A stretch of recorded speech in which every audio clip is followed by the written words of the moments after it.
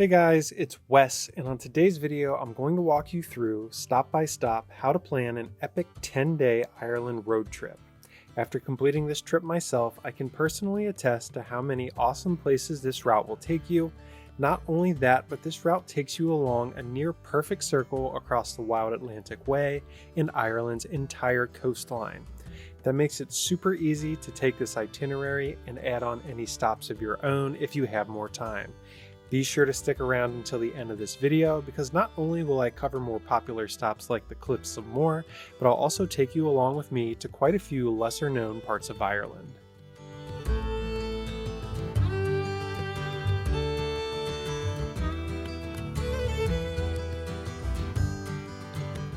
Most travelers will begin their journey across Ireland in the capital city of Dublin. If you're coming from the United States, you'll typically arrive bright and early via red-eye flight.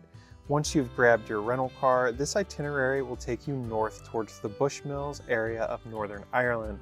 I'd suggest spending your time in Dublin at the back end of your trip, but if you're not keen on driving after your red-eye flight, you could always consider spending a night here on the front end. If you're a Game of Thrones fan, consider making a pit stop at the Dark Hedges to stretch your legs. This is not a can't miss stop, but it is along the way and makes for a great place to get out and stretch your legs. Your goal for day one is to first get checked into your hotel. I stayed at a really nice bed and breakfast in Port Stewart called the Causeway House and Kitchen, but there are plenty of options to consider in the Bushmills area as well. After settling in, you'll want to time up a visit with the Giant's Causeway around sunset. I arrived about 2 hours before sunset, which gave me plenty of time to explore the hiking trails that track the cliffs above the Giant's Causeway itself. You'll have the most amazing views looking out over the ocean during this time, and you'll also avoid the crowds. The tour buses that bring large numbers of tourists to this area will have already left for the day, resulting in a much better experience. Be sure to make your way out onto the basalt columns that make up the Giant's Causeway itself, and spend some time here soaking up the first of several epic Ireland sunsets that you'll enjoy on this trip. If you're interested in visiting the Giant's Causeway, I have another video completely dedicated to this stop. I also have videos dedicated to some of the other major stops that I'll cover in this video, so be sure to subscribe and check those out as well.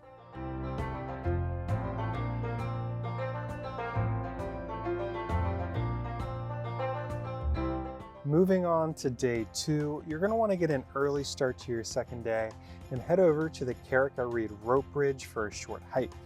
Here you'll enjoy coastal views while you complete the 1.6 mile or 2.6 kilometer round trip journey out to the rope bridge, which is suspended 100 feet or about 30 meters above the sea. The grassy area you'll find after crossing the bridge makes for the perfect spot to sit down, relax, and enjoy a snack before heading back. If you have time after Croagh, consider swinging by Dunluce Castle. The castle was originally constructed in 1500, and today visitors can explore the ruins that are perched high atop the coast of County Antrim. After hitting up Dunluce Castle, you'll have a 2-hour drive west to Donegal. You'll want to check in at your local hotel now, since our final activity of the day will have you out past sunset. I would recommend the Gateway Lodge in Donegal, which is where I stayed. I'll leave a link to that hotel and other accommodations in the video description below. From Donegal, you'll want to head west. Our final destination for the day will be the Skellig Michael Sea Cliffs, but we'll make a quick pit stop to enjoy the Asaranka waterfall on our way. This waterfall is located about 40 minutes west of Donegal. The drive to get here is quite scenic. Just be prepared to navigate a lot of tight roads along the way. After taking in the views here and stretching your legs, your next stop will be Skellig Michael. Remember that the goal is to arrive here around sunset for the best experience, and there's about a 1 mile or 1.6 kilometer hike from the lower car park to the viewing platform. That's well paved as it tracks a small road. As a pro tip, if you arrive here after operating hours, you are allowed to drive all the way to the upper car park, which can save you some time. The views at the top are absolutely insane. The Atlantic Ocean seems to go on forever, and the Skellig Michael cliff faces stand nearly 3 times taller than what you'll encounter at the Cliffs of Moher. Consider packing a picnic or some drinks to enjoy while you take in the most epic sunset of your life. There are also some hiking trails here that lead up above the viewing platform. You can easily venture up a little ways before they start to become a bit sketchy. I wouldn't recommend going all the way up unless the winds are calm and you're an experienced hiker. And if you're interested in learning more about this stop, be sure to check out my dedicated video on Slieve League, which goes into a little bit more detail about what to expect here. After you're done taking in these epic views, make your way back to Donegal and enjoy a nice night's rest.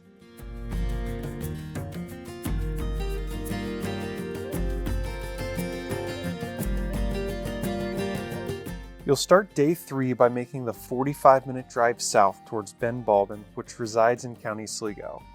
Benbulben is one of Ireland's most unique geological formations, which was created by massive glaciers that once carved up the landscapes here. You'll have 2 different options on how to enjoy this area. The first is a more mild hike through the forest at the base of the mountain.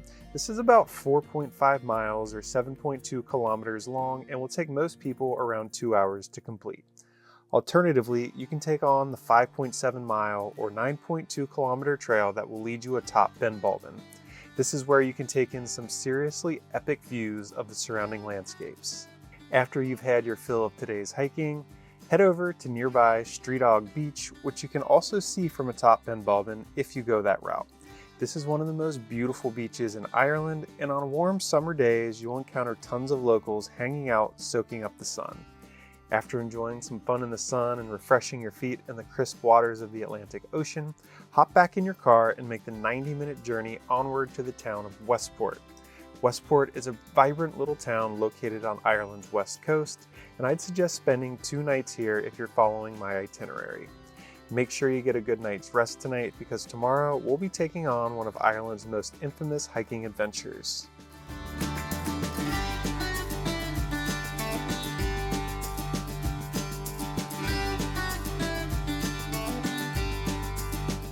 Today we'll take on an adventure made famous by St. Patrick himself. Located near the town of Westport, you'll have easy access to the holy mountain of Croagh Patrick. Also known as the Reek to locals, the length of this hike makes it seem deceivingly easy at just 4.5 miles or 7.2 kilometers. But the devil is in the details as you'll ascend over 2,400 feet or 750 meters on the way up. While the hike up is a bit of a grind, the views of Clew Bay from atop Croagh Patrick are nothing short of spectacular. I'd suggest watching my dedicated video or reading my blog post on how to prepare for this activity, which you can find links for in the video description. But with proper preparation and pace, most visitors should be able to tackle this one without too much difficulty. After descending from the peak of Croagh Patrick, our next stop will be Bartrall Beach, which is situated along Clew Bay and visible from the mountaintop. Also known as Bircher Beach, you can enjoy some time here hanging out along the water, walking the sand dunes, and taking in views of Clew Bay. If you have time, you could even consider booking a boat tour of Clew Bay. This could also be a good way to round out your afternoon here if you decide to skip the Croagh Patrick hike. Once you're done at the beach, head back to Westport to explore town, have dinner, and recover from your epic mountain adventure.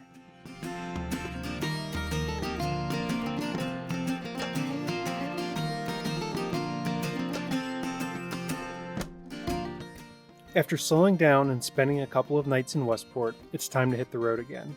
Our final destination on day 5 will be the infamous Cliffs of Moher, but we'll have some stops to make along the way. As you leave Westport, head west along the coast towards Dublin. There's a small memorial to victims of the Great Irish Famine here, which sits near 2 beautiful lakes and some really scenic mountains. The drive to get here was my favorite stretch of remote Ireland driving across our entire trip, and the viewpoint at Dublin is stunning. It reminded me a bit of driving through parts of Iceland, minus the snow. I'd suggest plugging the Dublin Memorial into your GPS, otherwise you might head in the wrong direction. Do not leave Westport heading north, as there are multiple places in Ireland with this name. Once you've had a chance to stretch your legs at Dublin, plug the town of Clifton into your GPS, which should be about an hour's drive away. This is a charming little Irish town that makes for a great place to stop for lunch. We had a beautiful late May afternoon day here, and we were able to dine outside on some fish and chips at Guy's Bar Clifton. Once you're done having lunch and strolling through town, hop back in your car and start making your way for a quick swim at Dogs Bay Beach. Of all the beaches we saw during our time in Ireland, this was the most picturesque. Just be mindful that if the weather is nice, parking can be a little wild here. You might need to park near the main road and walk down, or be patient waiting for a spot in the main parking lot to open up. The water temperature will be cool for much of the year, but it's tolerable for a quick dip if the sun's shining and warm out. Once you've had a chance to play in the sand, it's time to get back on the road and head for today's final destination, the Cliffs of Moher. There are a few towns nearby where you can find accommodations, but I'd suggest booking a hotel in Liscannor. We stayed at the Cliffs of Moher Hotel, which was affordably priced and had really nice accommodations. I'll leave a link to that in the video description below.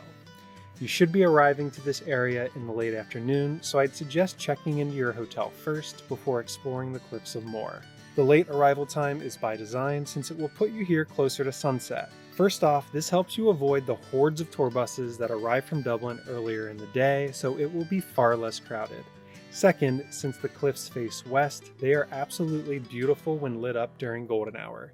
The only trade-off is that the visitor center will likely be closed at this time, but you could always hit it on your way out of town the next morning if that's important to you. My personal favorite viewpoint from our visit was to hike about 1 mile or 1.6 kilometers south of the visitor center and then take in the views looking back north. That's where I composed some of my very best photographs from our visit. Once the sun melts down into the horizon, it's time to head back to your hotel and get a good night's rest after a very busy day.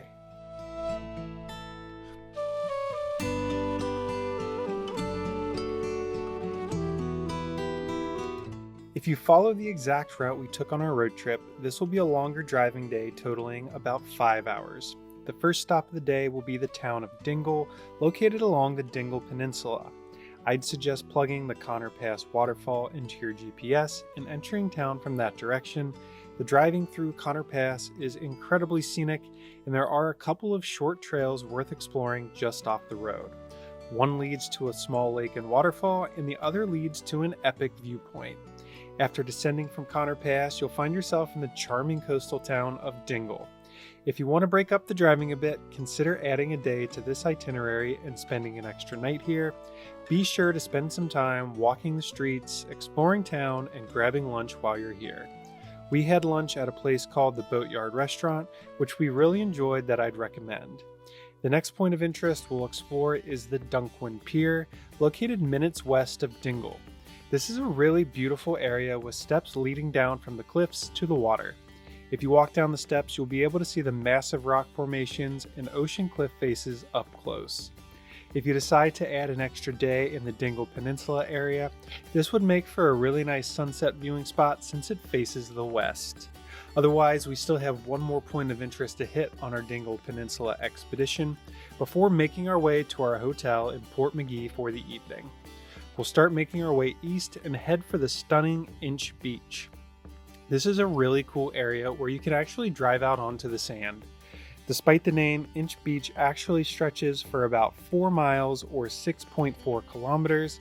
Spend some time here catching some late afternoon sun and wading out into the cool waters of the Atlantic Ocean.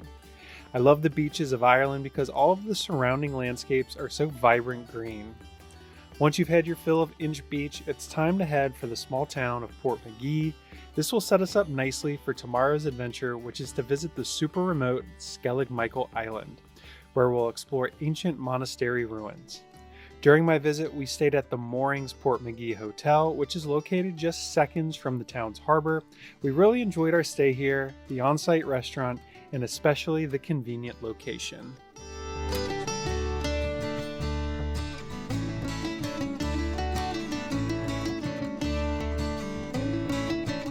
Today we'll embark on one of my favorite Irish experiences. Off the coast of Portmagee reside two very important islands, Little Skellig and Skellig Michael. These islands are usually only accessible to visitors between May and September, in conjunction with the summer travel season. While I'll cover some highlights here, I'd suggest watching my dedicated Skellig Michael Island video to help prepare for this adventure. There you'll find tips on how to reserve your spot on one of the limited boats that ferry visitors out to the islands. Be warned that nearly 40% of boats scheduled to visit Skellig Michael are canceled due to rough seas and poor weather.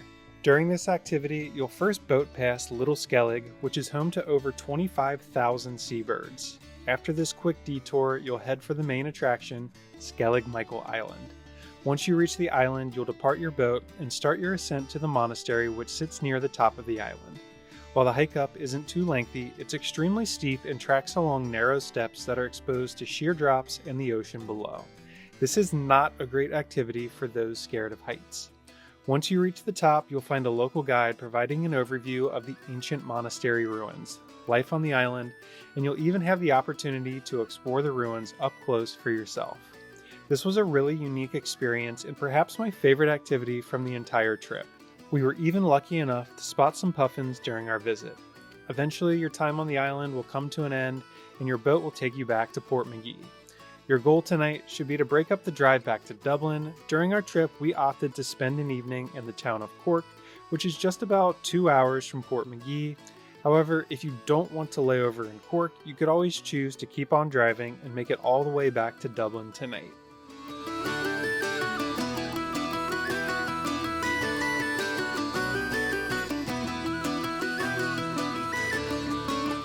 Get an early start to day 8 and begin working your way back to Dublin if you haven't already. Since you'll probably arrive back in the Irish capital city before your room is ready, I'd suggest hitting an area on the outskirts of town before getting into the heart of it. Glasnevin Cemetery, Phoenix Park, and the National Botanic Gardens would all make for great options to start your day. I do have a video dedicated to the best things to do in Dublin. Consider checking that out because I'll cover these stops and way more things to choose from since we won't have enough time to properly deep dive on all of them here. If you're undecided between which area to explore, I'd suggest the Glasnevin Cemetery. It's a really cool stop and serves as the final resting place for many important Irish figures. Glasnevin Cemetery is also home to the O'Connell Tower, a 55-meter or 180-foot tall monument dedicated to Daniel O'Connell, a political leader from the 19th century. If you have time, you could also pop over to the National Botanic Gardens, which are close by. Just be warned that parking in this area is a bit of a nightmare. Before checking into your hotel, consider grabbing lunch at Leo Burdock's, which has been serving fish and chips in Dublin for over 100 years. It holds the reputation for being Dublin's oldest chipper. After a quick bite, get checked into your hotel if you haven't already. Once you're settled in, set out on foot for the infamous St. Patrick's Cathedral. Founded in 1191, the exterior boasts incredible Gothic architecture, while the interior is immaculately decorated. As your evening starts to wind down, I'd suggest making your way over to the Temple Bar area to grab some dinner and enjoy some live music. Temple Bar is the name of a specific popular pub, but also refers to the entire nightlife area. You should also consider checking out the Brazen Head, which is Ireland's oldest pub. Just be mindful that it can become quite busy here as well. Once you're done wandering the streets of Temple Bar, soaking up some cold Guinness, and enjoying copious amounts of live music, stumble your way back to your hotel and call it a night.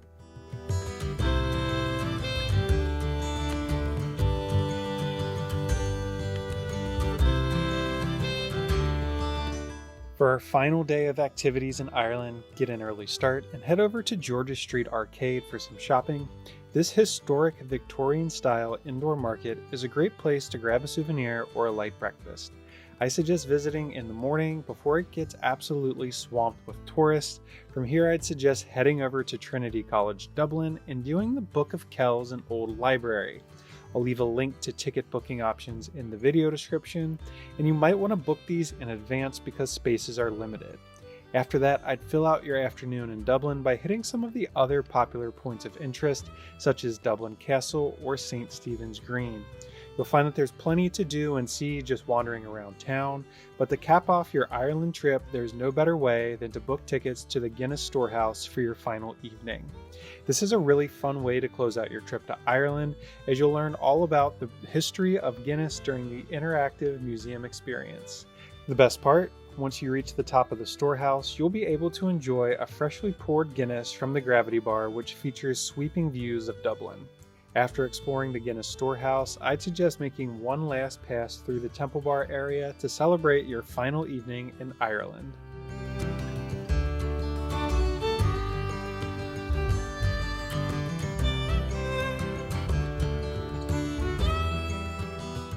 Sadly, we've reached the final day of our Ireland adventure. You'll want to work your way back to the airport and drop your rental car.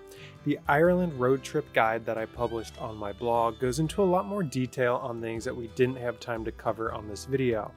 If you're planning your own road trip across Ireland, that's a really useful resource to look over. As I mentioned throughout the video, I've also left some links to sites where you can book hotels that I recommend, tickets for certain activities, or to dive deeper on some of the places we covered throughout this itinerary. Thanks for joining me on today's adventure. If you enjoyed this video, please give it a thumbs up, and don't forget to subscribe to Travel with Wes for more exciting travel tips and inspiration just like this. Until next time, safe travels and thanks for watching.